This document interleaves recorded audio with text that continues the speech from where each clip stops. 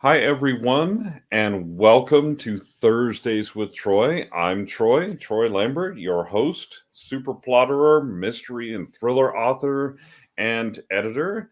And today I am really excited to welcome Milissa Story, a multi-genre author writing under the pen name Milissa L Story for science fiction and as Lynn's Story for contemporary romance, which we're going to look at one of her contemporary romances today. Her career, besides publishing fiction, is including writing software technical documents, business continuity plans, guest blogging, articles regarding local government and technology. Sounds like all kinds of stuff. And she also served as the assistant editor of a science magazine at a local university. That's pretty cool. And when she's not writing, she loves being outdoors. Okay, she likes to be outdoors, even if she is writing. I think there are many of us that are like that. And she's lucky enough to live along the coast and enjoy the beautiful bay with lots of water sports and trails. That sounds fantastic. Welcome, Melissa. Thank you. Thank you for having me. So, the transition from being a pantser or discovery writer to a plotter can be interesting. There's several of us that have done it. And many of them love their new process and makes them more efficient, faster, stuff like that. And it doesn't mean you have to suddenly create elaborate and detailed plots, and it doesn't have to kill your creativity. And that's what we're going to talk about today. So to start Yeah. with, tell us, you started writing fiction not awfully long ago, so tell us when you started writing fiction and what that started out like for you. So I started, I published in 2017, my first novel, which was science fiction. And when I first wrote it, it was, 95,000 words, something like that. And I gave it to my husband to read. My husband is now retired, but he's a librarian. And I was like, read this and tell me what you think. And he said, this needs to be two books, is what I think. So I was like, oh, okay. So it ended up being a trilogy, but at the time, I had no creative writing experience, no fiction writing experience. As you mentioned, everything was technical writing. Uh, so I really wasn't sure how to kind of proceed from there. And I watched a lot of videos and joined some groups and read a lot about it. And everyone was talking about outlining. And I just couldn't do it.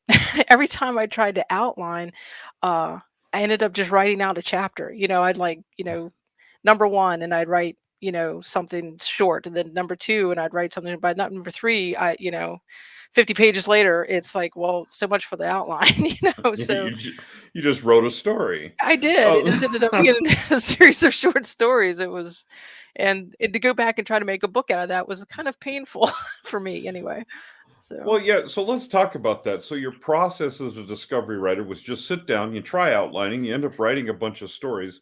So tell us about the cleaning up of that and what that process looked like for you.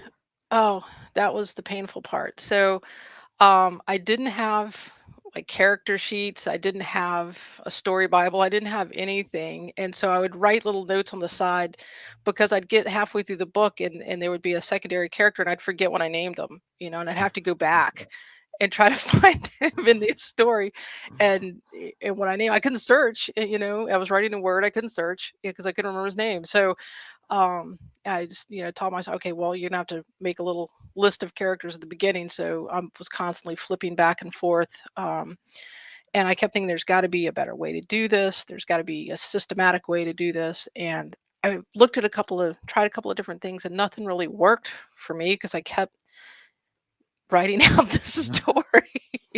There was nothing to control me. I need stops at the beginning and stops at the end so that I don't go off on tangents and just write out all this stuff that's in my head. So, I tried writing scenes, and putting them together, but I write in a very linear fashion, and writing scenes out of sequence, I can't do it. It makes me crazy.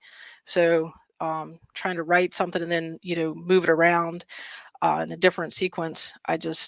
I spent all my time then trying to decide if that's where I wanted it or not, and not enough time writing. So, that didn't work either. So, um, Exactly.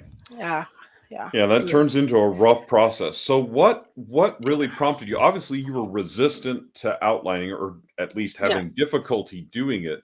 yeah. So what caused that transition to start, I guess? What was your inciting incident, let's call it? So it was just so painful. It was just I was it was taking too long, in my mind. It was taking too long to get from point A to point B, to get the story finished, to and then the work afterwards to get it ready to even send to an editor. I mean, gosh, I couldn't send it the way it was, to anybody except my husband. So, and he would get headaches reading it, give it back to me. He's like, "You got to do. I don't even know what you're trying to say." So, so I was like, I've got to come up with a better system, and Plottr came up, and I'm like, let me try that, because I'm all about trying anything that will make my process more streamlined, and more productive, and less painful. And out of everything I tried, Plotter was the answer. I'm it, with the story cards, that's it. I got that much space that I limit myself to that, and I move on to the next thing, and I'm not writing these entire chapters out. Right, exactly. So with that, we're going to share a plotter file. Now, this is one of your latest releases, correct? That's called A Chef Yes. of Her Own, Yes, that's the latest one. Yes. which, sounds kind of, I'd like to have a chef of my own, that Yeah, type wouldn't of thing. everybody? So tell us, when you start in Plotter, so I see kind of your main plot, and I see a little bit of a pattern here. So Mm. where do you start? Do you start with a certain template and I work from there, or how do you begin? so I Part of my research into becoming a better writer was to take Jay Thorne's class on the three-story method. So I start with his template in Plotter, and then I sort of make it my own after that. So, but I do use, his template, and kind of makes me think about things and answer, his questions about things. What are you trying to say? What does this say about, life, or in this scene? Or so I try to go through. I often I also write in layers, so I'll write a draft, and the second draft I'll go back and start adding things like the weather, or uh, maybe sharpen up the timing a little bit, things like that. So I add that to my plotter line, just to remind me to make sure I've included those things, or to go back and make sure they're done well. Um, so Gotcha. uh, then I start with my characters down one side on the left, and then kind of go across, and keeping a little bit of the template along the top to remind myself what I need to be doing, and not getting sidetracked, and getting ahead of myself. So I Right. keep those at the top as a a reminder. Um, and then, as you can see there, as you open up one of the scene cards, it explains a little bit about what I want to happen there. And sometimes I include dialogue, sometimes I don't. It just kind of depends on how. And it's still a little bit of a discovery writing process in my mind, as we go along, and kind of Mhm. let the characters lead me along. Right, because sometimes it helps, when you transition from being a discovery writer to being a plotter, to just start with a general direction so that Yeah. you don't kill that, discovery writer fun that I call it, that you're just out playing in the sandbox and seeing what happens. And that can be really fun at times, and then turn to frustration. So I like what you've done here, how you've just above the fill these out for each scene. You've just added your own things, added some dialogue. So you start with this template, you start adding things like weather, time, all those kind of things. How much do you flush out your characters early on, or do you do it more as you go?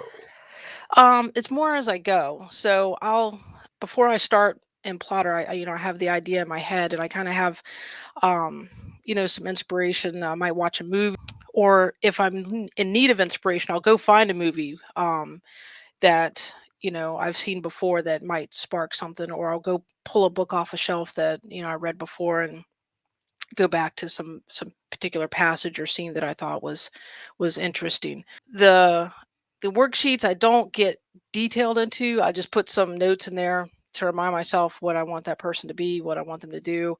Um, there, like I said, I still do a lot of discovery. So as I'm working through my outline and plotter, sometimes it changes a little bit what I have on the screen, and my scene card might change, and that might not happen in that chapter. It might happen in a different chapter.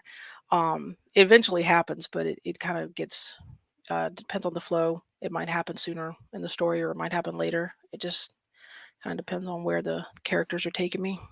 So as you're working through your timeline and you make those changes, because we've talked to other people about this too, do you come back into Plotter and change them in Plotter so that you can look at it in the revision process and see, does this still all hang together?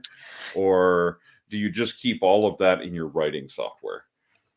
So it kind of depends. If it's a major change, then I'll go back into Plotter and I'll change it. If it's something little, like it's the same exact scene, but maybe I just moved it to a different chapter or different place in the chapter for some reason, then I usually don't change it in Plotter. Yeah. Now, do you do the same thing with your settings that you do with your characters? Or because it's so familiar to you in this particular case, Yeah. do you not do that as much? No, not so much. I do have a few places in Plotter where I've, um, you know, put in some information, mainly because I've changed the names to protect the innocent. So, um, you know, Baton University obviously is not a real place here anyway, not a real school here. And I just, um, put some pictures in there to kind of fill the image of what I had in my head. Um, so I have a few places in there. So now we're going to click over on this project tab because I've noticed you've got a whole wealth of books in here. Um, Yeah. so, tell us about managing this, like your series in here. Do you have like a series timeline, or you do more keep that? Is there a subplot that runs through all these, or is it just a common location type thing? So, you've seen pictures of people who do true crime solving and they have the room with the red strings leading from one clue to another. Yep. That's kind of that's kind of what the stories look like in my head. So, so these are listed here in order of release. Um, and after Private Chef, the others are just works in progress. They haven't made it into the timelines yet, but they're just story ideas at the moment. So they the characters cross paths once in a while, um, as people will do when you live in a small city. So that happens, but it doesn't matter if you read, Primrose Heart before you read Rescue My Love. So no, that's a very good thing. I just wanted to see how you use that series Bible to connect all these stories, and I love the Yes. analogy of the little red lines on the true crime thing, Yeah. because I think that way often. But since I write crime, usually those lines are kind of bloody. So anyway, that's just kind of the way it works. So what software do you write in, like right now? um Couple of things. So um I will export to Word, uh, and I write in Word. I'm trying out a few new softwares for writing and formatting just to see, you know, how they work and if it's something that will be useful going forward. But primarily, it's Word.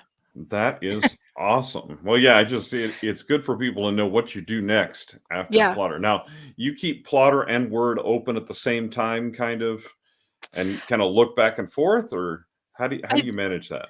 I do, and I have a multi screen setup at home in my office, but I actually write so rarely in this space that I just keep Plotter minimized in my dock. I use Mac, so it's in my dock along the bottom. I take my laptop with me wherever I go, and I just pop it open and I write on my lunch break, or if I'm at an appointment, I gotta wait. I take it out and start writing. All right. Well, that sounds excellent. Yeah, I do the same thing. I have a laptop that drives everything, Yeah, but I have a multiple monitor setup, and I am at the opposite end of the house, so I can go right whenever I want. And I have so a that's really nice. nice pair of headphones too, which is Uh, very good. That's very useful. Then the Yeah. dogs are the only ones that interrupt you.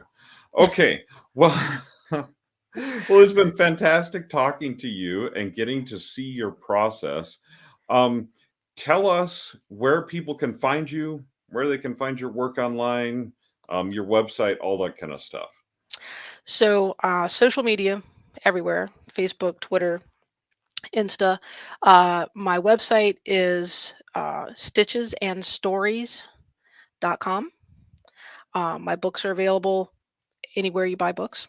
One last thing, if you had one thing that you could tell someone who was thinking about making the transition from being a discovery writer to plotting, what is Mm, the one thing that you could tell them that you think would make them go, yes, that's what I want to do? uh, just keep in mind that you have to keep track of this all somehow. So you need to you need a way to do that. And for me, Plotter is it. I mean, I just like I said, I've tried so many other things. So get Plotter, download it. You will not regret it. And you can keep track of everything there. And believe me, it'll make your life so much easier because I struggled for 2 or 3 years trying to do it without something to help me. And since then I've written, 6 more books. So so if you want Yes. to be productive, do something. It's okay to be a discovery writer because I still do it, but you need a good system for keeping track of your scenes, your places, your characters. Excellent. Excellent advice. Well, thanks for joining us, everyone. We hope that you learned something and that you had some fun along the way. If you're watching this later and you have questions that we haven't answered, just be sure to drop them in the comments section. And with that, thanks for joining us. And we'll see you next week on Thursdays with Troy. Thanks, everybody.